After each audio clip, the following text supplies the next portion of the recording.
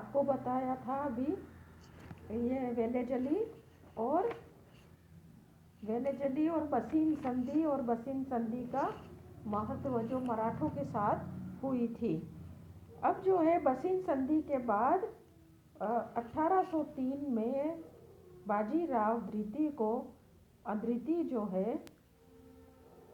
उसको अंग्रेजों के संरक्षण में पुनः पेशवा बना दिया, किंतु बसीन संधि से मराठा सरदारों के आत्मगौरव जो आत्मसम्मान है उसको भारी ठेस पहुंची थी, क्योंकि पेशवा ने मराठों की इज्जत और स्वतंत्रता बेच दी थी।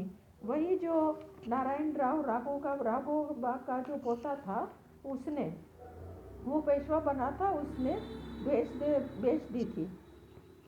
मराठों के आत्मसम्मान और गौरव को जो है वो अंग्रेजों के गौरव को आघात पहुंचाया और मराठों की इज्जत और स्वतंत्रता अंग्रेजों के हाथों बेच दी।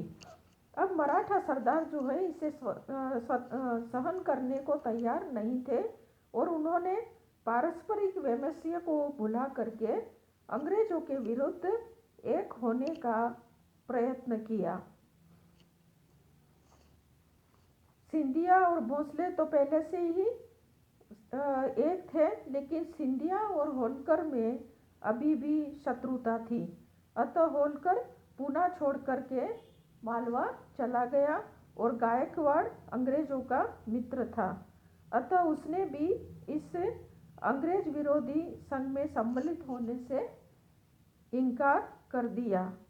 इस प्रकार जो है केवल सिंधिया और भोसले ने अंग्रेजों के विरुद्ध सैनिक अभियान तैयार किए।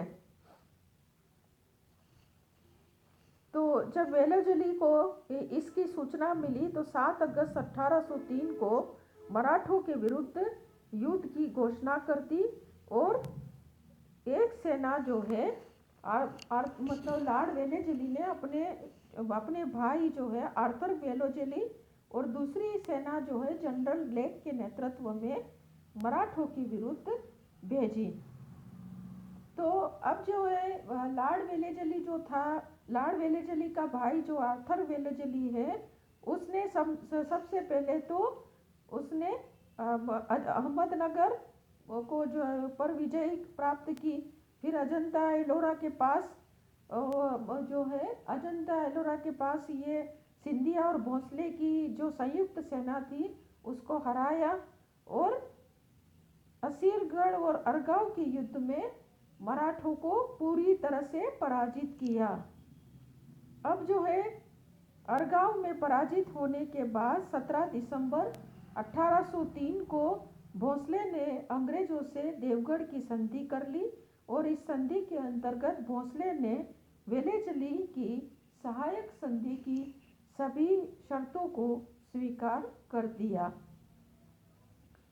लेकिन उसमें जो है एक शर्त जो ऐसी थी जो राज्य में कंपनी की सेना रखने संबंधित शर्त थी उसे स्वीकार नहीं की, लेकिन वेलेजली ने जो है इतना जोर भी नहीं दिया।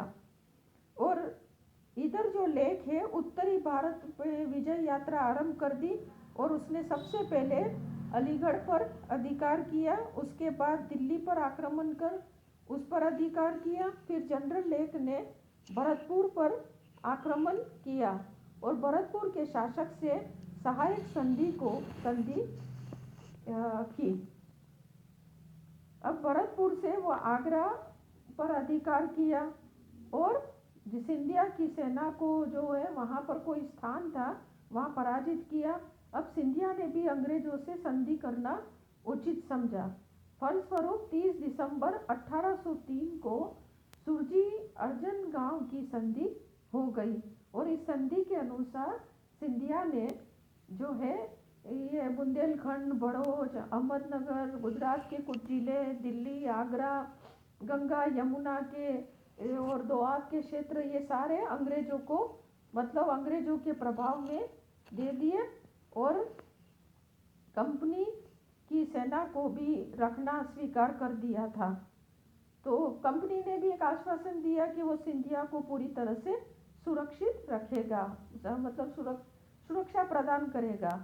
अब जो है दौलत राव सिंधिया और भोंसले ने बसीन की संधि को भी स्वीकार कर लिया और इस विजय से वेलेजली खुशी से उछल पड़ा और घोषणा की कि युद्ध के प्रत्येक लक्ष्य को प्राप्त कर लिया है और इससे शांति आगे बनी रहेगी।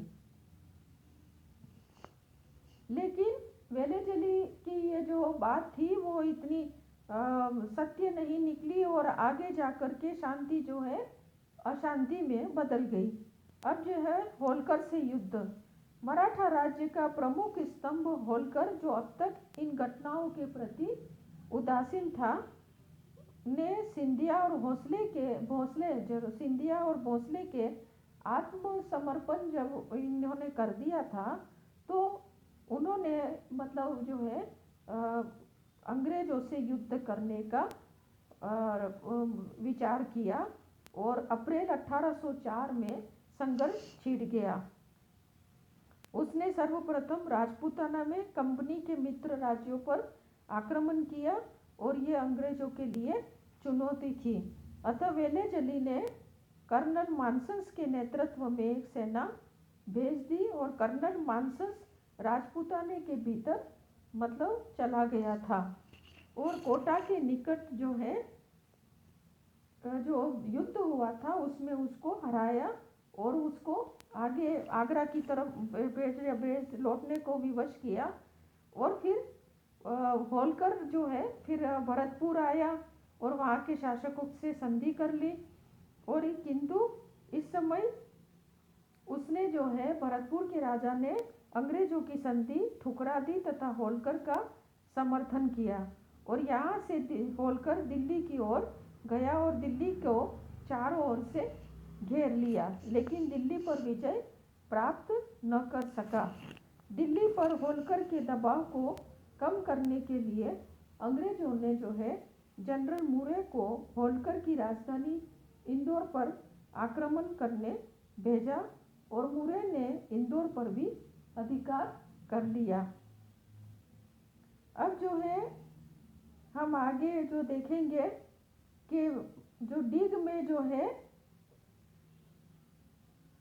अब हम देखेंगे कि होलकर के जो है इंदौर जो उसकी राजधानी थी होलकरों की, उसके पतन की सूचना जो है मिली थी तो वो दिल्ली का घेरा उठा करके अपनी राजधानी को बचाने के लिए आया और रास्ते में डीग के स्थान पर जब ब्रिटिश सेना से युद्ध हुआ तो उस युद्ध में होलकर जो है उसको बहुत ही भारी क्षति पहुंची और फिर उसके बाद फर्रुखाबाद में ये पराजित हो गया और पंजाब की तरफ भागता हुआ गया। लेकिन ये युद्ध जो भी हुआ वो होलकरों की शक्ति जो है वो पूरी तरह से नहीं कुचली गई। अब भरतपुर के शासक ने होलकर का समर्थन किया था, अतः जनरल लेक ने भरतपुर के दुर्ग को घेर लिया और जनरल लेक जो है वो 4 बार आक्रमण किया लेकिन यहाँ पर उसे कोई सफलता नहीं मिली थी। इस तरह से जनरल लेक का ये फैसला जो है मूर्खतापूर्ण था। अगर वो ऐसा ही मतलब अगर इस भरतपुर के अंदर खाली उलझ करके वो अपनी समय को और अपनी शक्ति को वो नष्ट करता रहा तो नष्ट करता रहा तो ये बिल्कुल उसका फैसला गलत था। और इससे क्या है कि ब्रिटिश सरकार जो है उसके बोर्ड ऑफ डायरेक्टर भी चिंतित हो गए थे और इंग्लैंड के प्रधानमंत्री पिट ने भी वेलेजली की इस तरह से कटु आलोचना की और जिसके फलस्वरूप वेलेजली को जो है त्यागपत्र दे करके उसके कहाँ पर आना पड़ा, मतलब इंग्लैंड चले जाना पड़ा, है ना। त्यागपत्र दे दिया ये और वेलेजली ने और चला गया। तो इस तरह से सेकंड जो आंग्ल मराठा युद्ध है वो आपको बताया।